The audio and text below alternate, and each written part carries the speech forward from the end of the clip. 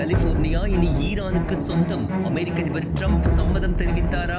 அந்த போர் இழப்பீடு இதுதானா? அமெரிக்காவின் முக்கிய மாகாணங்களுள் ஒன்றான கலிபோர்னியா மாகாணத்தை ஈரானின் ஒரு பிராந்திய பகுதி என்று சித்தரித்து ஈரான் வரைபடம் வெளியிட்டுள்ளது. ஹைதராபாத்தில் உள்ள ஈரான் தூதரகம் தனது அதிகாரப்பூர்வ எக்ஸ் கணக்கில் இந்த வரைபடம் பதிவிடப்பட்டுள்ளது. அதில் கலிபோர்னியா மாநிலத்தை நீல நிறத்தில் பளிச்சிடும் வகையில் குறிப்பிட்டு அதை இஸ்லாமிய குடியரசான ஈரானின் புதிய பிராந்திய பகுதி என்று குறிப்பிடப்பட்டுள்ளது.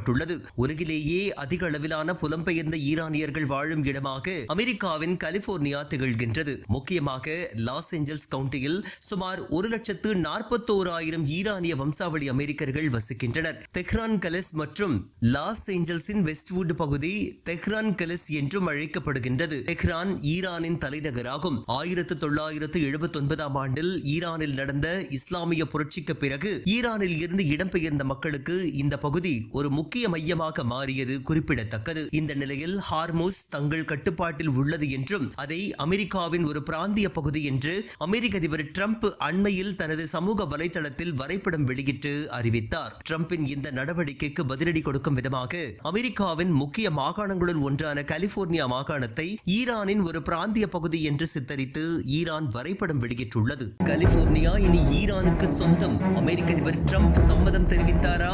அந்த போர் இழப்பீடு இதுதானா?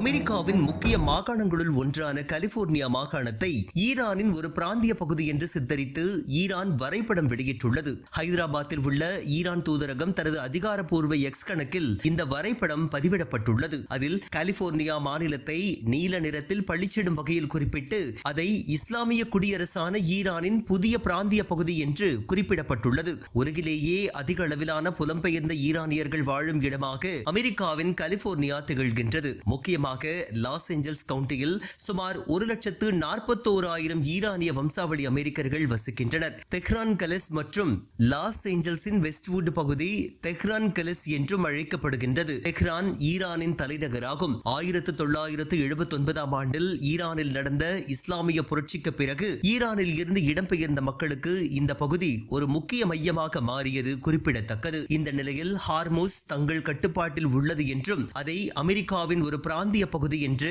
அமெரிக்க அதிபர் ட்ரம்ப் அண்மையில் தனது சமூக வலைதளத்தில் வரைபடம் வெளியிட்டு அறிவித்தார். ட்ரம்பின் இந்த நடவடிக்கைக்கு பதிலடி கொடுக்கும் விதமாக அமெரிக்காவின் முக்கிய மாகாணங்களுள் ஒன்றான கலிபோர்னியா மாகாணத்தை ஈரானின் ஒரு பிராந்திய பகுதி என்று சித்தரித்து ஈரான் வரைபடம் வெளியிட்டுள்ளது.